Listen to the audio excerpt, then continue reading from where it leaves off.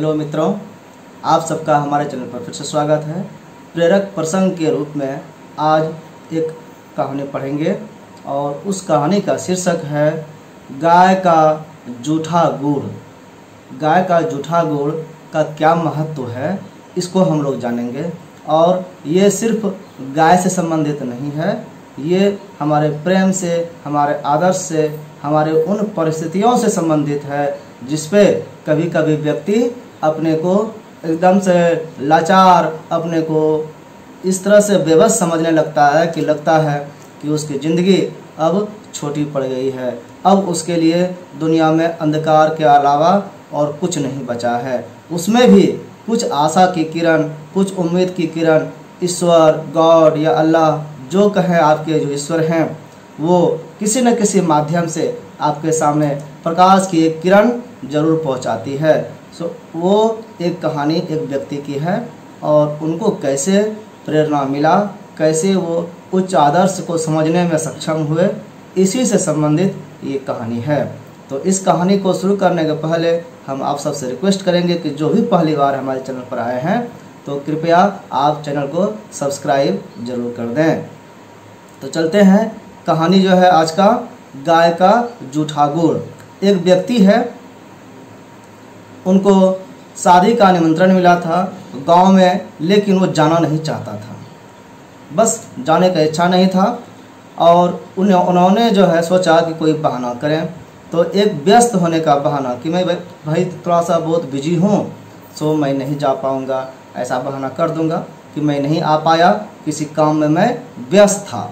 एक ये, और दूसरा गांव का शामिल था, गांव में शादी था, गांव की शादी में शामिल होना था, इसलिए कई लोग जाने पहचाने होते हैं, कई तरह के कमेंटबाजी करते हैं।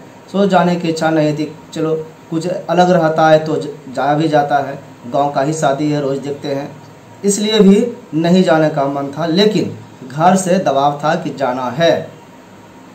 उस दिन शादी की सुबह में, चूँकि जानते हैं कि गांव की शादी जो होती है उसमें आपस में सभी लोग मिलजुल करके भाग लेते हैं, सहयोग करते हैं, दूसरे का जो भी काम होता है उसमें सभी लोग हाथ बटाते हैं और ये आपसी प्रेम भाईचारा को बढ़ाने में मदद करता है।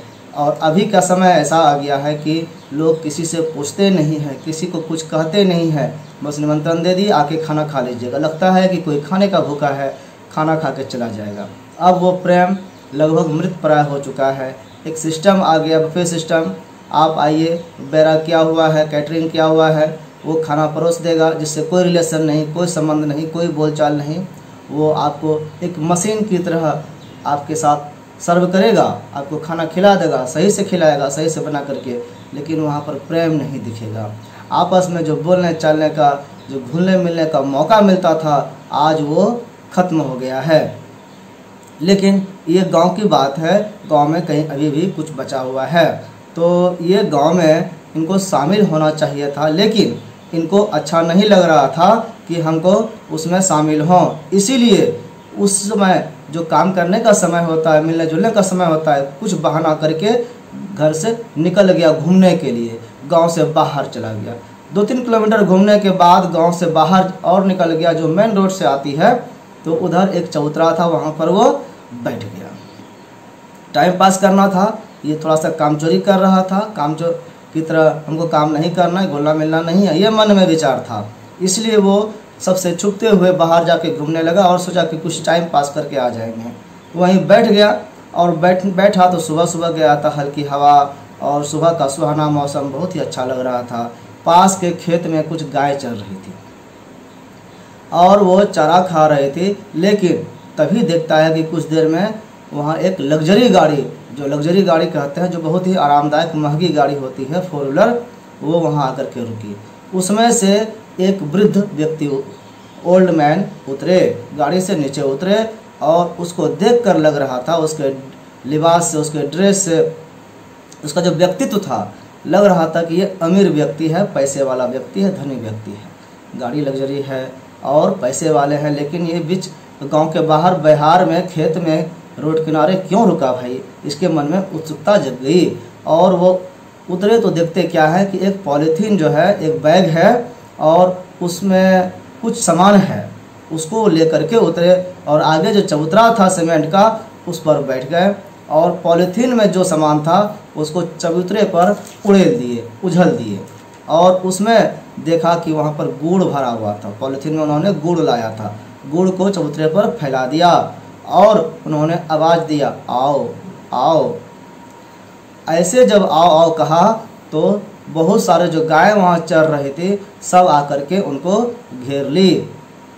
सभी गाय पलक झपकते हुए उस बुजुर्ग के इर्द गिर्द यानी आस पास ठीक ऐसे ही आ गई जैसे कई महीने के बाद बच्चे अपने माँ बाप को घेर करके खड़े रहते हैं। कुछ गाय को गुड़ उठाकर वो व्यक्ति खुद खिला रहे थे और कुछ गाय स्वयं अपने से खा रही थी। वे बड़े प्रेम से उनके सिर पर हाथ फेर रहे थे, सहला रहे थे। गले पर गाय को ऐसे करिएगा तो ऐसे उठा देता है, प्यार दर्शाता है वो। कुछ ही देर में अधिकांश गुड़ खाकर गाय चली गई। उसके बाद क्या हुआ? उसके बाद जो हुआ लेखक कहते हैं कि मैं ज़िंदगी भर उसको नहीं भूल सकता। वो हुआ यूँ कि गायों के गुड़ खाने के बाद जो गुड़ बच गया वो बुजुर्ग उन टुकड़ों को, जो गुड़ के टुकड़े जो बच गए थे उसको उठा उठा कर खा रहे थे, बड़े प्रेम से खा रहे थे। मैं उनकी इस क्रिया से अचंभित हुआ। इसको देखकर मैं आश्चर्यचकित हो गया कि व्यक्ति क्या कर रहा है। उन्होंने बिना किसी परवाह के कई टुकड़े खाए और अपने गाड़ी की ओर चल पड़े। फिर वो लौट के वापस जाने लगे। मैं दौड़कर उनके नज़दीक पहुंचा। मुझसे नहीं रहा गया कि भाई बात क्या है, क्यों ऐसा ये कर रहा है। इसको समझना जरूरी है, जानना जरूरी है। जानने के लिए ये व्यक्ति चला जाएगा तो फिर मैं किससे पूछूंगा, मैं कैसे जानूंगा, मेरी उत्सुकता कैसे शांत होगी। इसलिए मैं भी दौड़कर गाड़ी के पास गया और बोला, श्रीमान क्षमा चाहता हूँ, मुझे माफ़ करिए, मैं कुछ पूछना चाहता हूँ, उसका सवाल का जवाब दे दीजिए आप प्लीज़। अभी जो हुआ उससे मेरा दिमाग घूम गया है। क्या आप मेरी इस जिज्ञासा को शांत करेंगे कि आप इतने अमीर होकर भी गाय का जूठा गुड़ क्यों खा रहे हैं? उनके चेहरे पर अब हल्की सी मुस्कान उभरी। उन्होंने कार का गेट जो खोल रखा था चढ़ने के लिए, उस गेट को बंद कर दिया। ये बाहर ही रह गए और फिर उसी चबूतरे पर आकर के वो बैठ गए और मेरे कंधे पर हाथ रख करके वहाँ बैठे और कहा कि ये जो तुम गुड़ के टुकड़े देख रहे हो ना बेटे, मुझे इनसे स्वादिष्ट आज तक कुछ नहीं लगता। मैं जो भी खाना खाता हूँ इनसे कम ही स्वादिष्ट लगता है, इसीलिए ये ज़्यादा स्वादिष्ट है। और ऐसे जूठे गुड़ को खाने के लिए मैं गायों के पास आ जाता हूँ। जब भी मुझे वक्त मिलता है मैं अक्सर इसी जगह आकर अपनी आत्मा में इस गुड़ की मिठास घोलता हूँ। मैं अभी नहीं समझा श्रीमान जी, आखिर ऐसा क्या है इस गुड़ में? तो वो बोले कि आज से कोई 40 साल पहले जब मैं युवा था, उस वक्त मैं 22 साल का था, घर में ज़बरदस्त आंतरिक कलह हुआ, झगड़ा हुआ। कई तरह के टेंशन युवाओं को होता है कि तुम कब तक पढ़ोगे, नौकरी कब करोगे, शादी ब्याह कब करोगे, कमाओगे कब। लड़के के ऊपर बहुत सारी जिम्मेदारियाँ रहती है, उनको परिवार का बोझ उन पर दिया जाता है। जब जवान हो जाता है लड़का तो सोचता है कि जल्दी से कमाने लगे। तो हर घर में ये होता है, इनके घर में भी हुआ और कलह ज़्यादा बढ़ गया, इतना कि घर छोड़ करके इनको जाना पड़ गया। तो वही कह रहे हैं कि जब ऐसा हो गया तो हमको घर छोड़ करके भागना पड़ गया। परंतु दुर्भाग्य ऐसा रहा कि ट्रेन में कोई मेरा सामान और जो पैसा लेके हम आए थे घर से कि कुछ दिन तक गुजारा हो जाएगा फिर काम ढूंढेंगे, वो सब चोरी हो गया। अब निहत्था, हाथ खाली, पॉकेट खाली, पेट में भूख, क्या करें। इस अजनबी से छोटे शहर में मेरा कोई अपना नहीं था। भीषण गर्मी में खाली जेब के 2 दिन भूखे रहकर इधर से उधर भटकते रहे, काम खोजते रहे, कुछ नहीं मिला, न काम मिला न खाना मिला। और शाम को मुझे भूख निगलने को आतुर थी, मतलब भूख इतना बढ़ गया कि जान जाने वाले थे। तब इसी जगह ऐसी ही एक गाय को एक महानुभाव गुड़ डालकर चले गए। मैं वही बोल रहे हैं वो कि यहाँ पर हम बैठे भूखे प्यासे शाम को तड़प रहे थे और उसी समय यहाँ पर गाय थी और एक महानुभाव आए गाय को गुड़ खिलाने के लिए। वो गुड़ दे करके चले गए, मैं देख रहा था। यहाँ एक पीपल का पेड़ हुआ करता था उस समय, जो आज चबूतरा है, यहाँ पर पहले पेड़ था पीपल का, वो कट गया, मर गया, कुछ हो गया होगा, तब चबूतरा नहीं था। मैं उसी पेड़ की जड़ों पर बैठा भूख से बेहाल हो रहा था।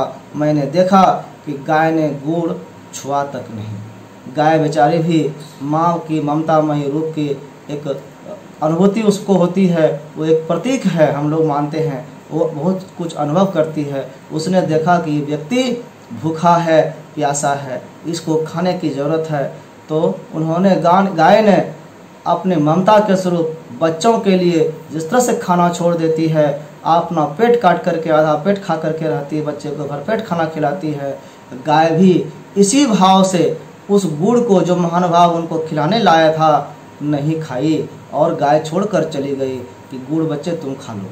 ये कहना, चूँकि बोल नहीं पा रही थी तो बोली नहीं, वो गुड़ छोड़ दी। तो यही कह रहे हैं कि गाय ने गुड़ छुआ तक नहीं और उठकर वहाँ से चली गई। मैं कुछ देर तक किंग कर्तव्य विमूढ़ होकर सोचता रहा और फिर मैंने वो सारा गुड़ उठा लिया और खा लिया।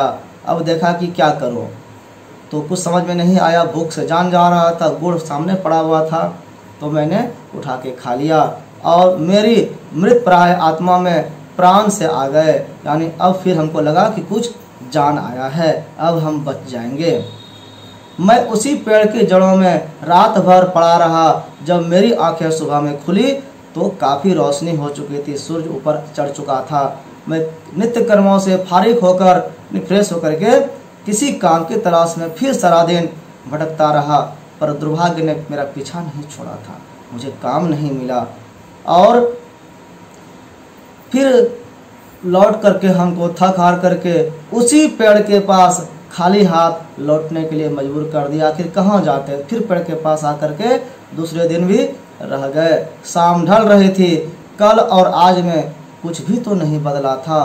कल जिस तरह से भूखे प्यासे इस पेड़ के पास थे, आज भी वैसे ही हमको इस पेड़ के पास पड़े रहना पड़ा।